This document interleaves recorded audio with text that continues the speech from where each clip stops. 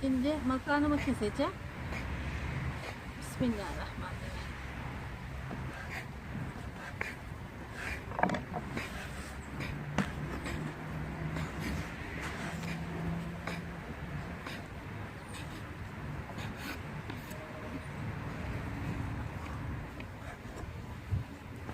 Bunu sıcacık daha. Üstünü güzelce kapattım. Soğuyunca, katılınca kesilmez.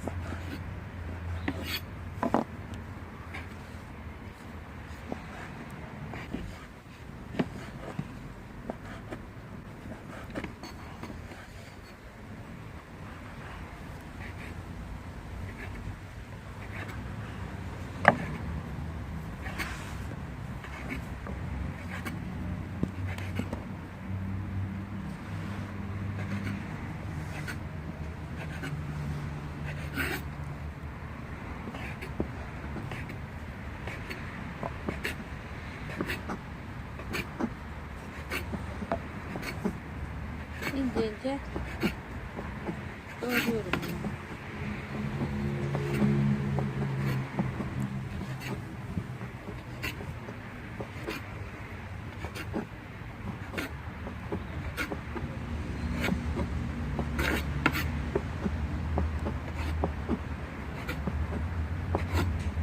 İrmikli 11 tane yumurta koydum buna. Süt koydum. Biraz da su koydum içine. Süt koydum.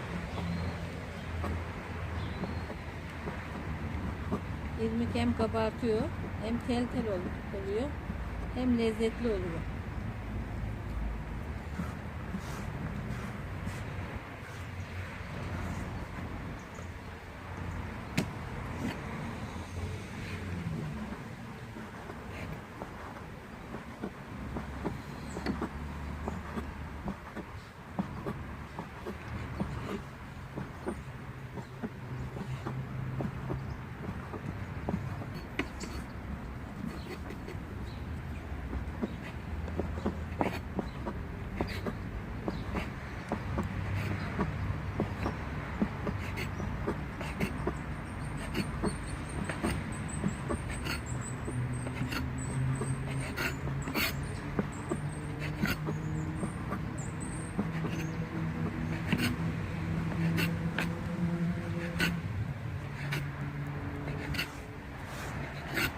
Bunun makinesi varmış ama ben de elimde kesiyorum. Makinede tabii daha düzgün çıkıyor da olsun. Elimizin yaptığını ağzını beğenin.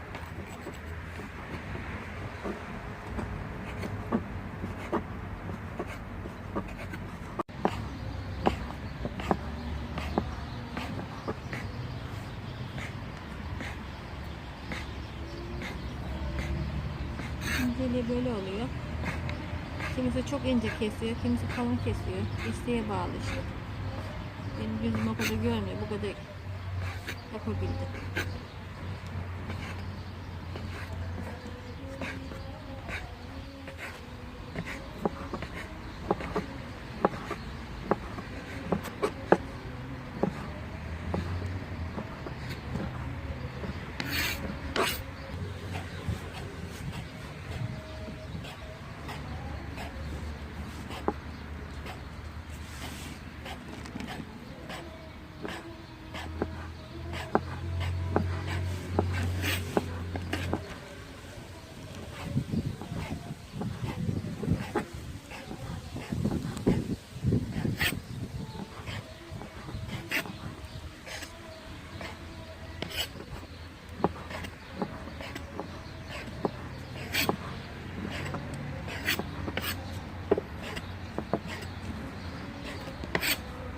Arada keserken böyle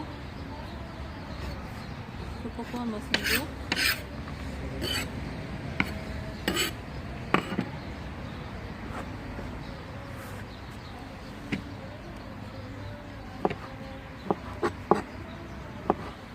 Allah'ım hayırlısına yemeği nasip et ya Rabbi. Bizimle, çocuğumuzla, misafirlerimizle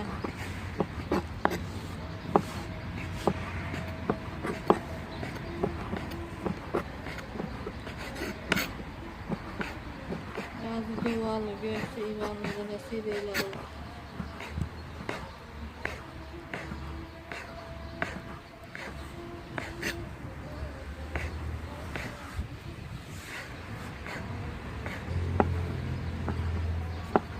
Artık kesmeye devam ediyorum ben bunu. Hava kararmaya başladı. 5 torbalara koyacağım kuruduktan sonra. Bir hafta kuracak bu. Ara ara karıştıracağım. Karıştırmazsanız morarır. Beni izlemeye devam edin. Abone olmayı unutmayın. Yorumlarınızı bırakmayı unutmayın.